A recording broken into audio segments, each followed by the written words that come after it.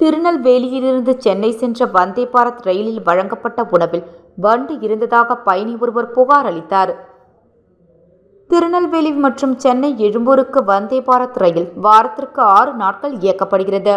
அந்த வகையில் திருநெல்வேலியிலிருந்து சென்னைக்கு சென்று கொண்டிருந்த வந்தே பாரத் ரயிலில் பயணிகளுக்காக வழக்கம் போல் காலை உணவு வழங்கப்பட்டுள்ளது.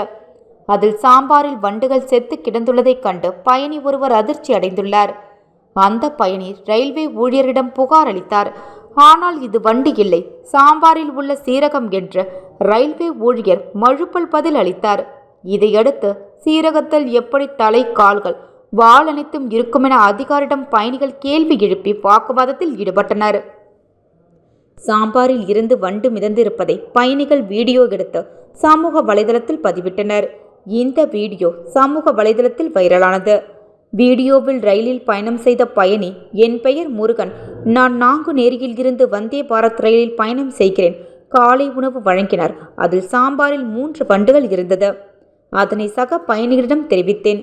தொடர்ந்து இது குறித்து நான் ஊழியரிடம் கூறுகையில் அது வண்டு இல்லை, சீரகம் என்று.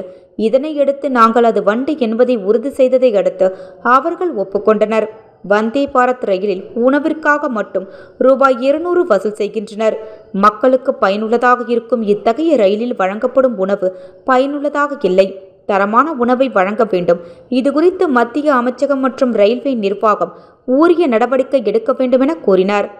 வண்டு இருப்பதாக கூறி பயணி வெளியிட்ட வீடியோ சமூக வலைதளத்தில் வைரலானதை தொடர்ந்து உணவு விநியோகம் செய்த நிறுவனத்திற்கு 50,000 ரூபாய் தெற்கு ரயில்வே அபராதம் விதித்த நடவடிக்கை எடுத்துள்ளது.